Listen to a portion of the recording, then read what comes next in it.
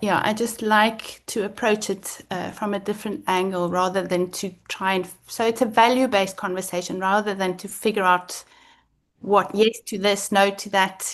Antibiotics might be appropriate in this setting, but not in that Mm. setting.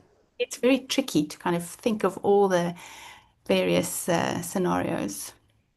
I think that is the crux of it, Margie, is the complexity of it. As you say, it's not about tubes or no tubes, antibiotics or not antibiotics.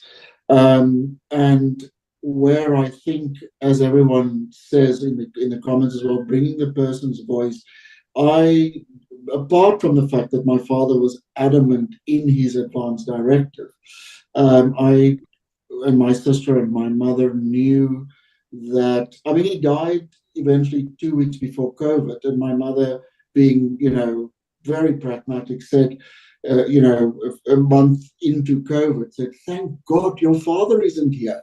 Can you imagine? You would have been impossible."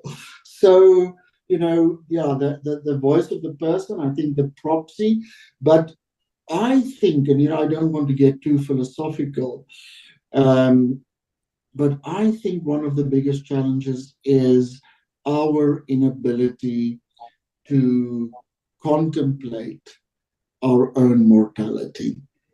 Otherwise, all of us would have an advance directive. We wouldn't be having this conversation.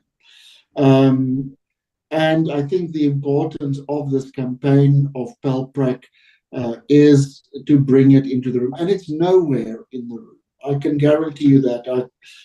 Just at the recent conference, we had Canada, Argentina, South Africa do a presentation on end of life. It's just not spoken about.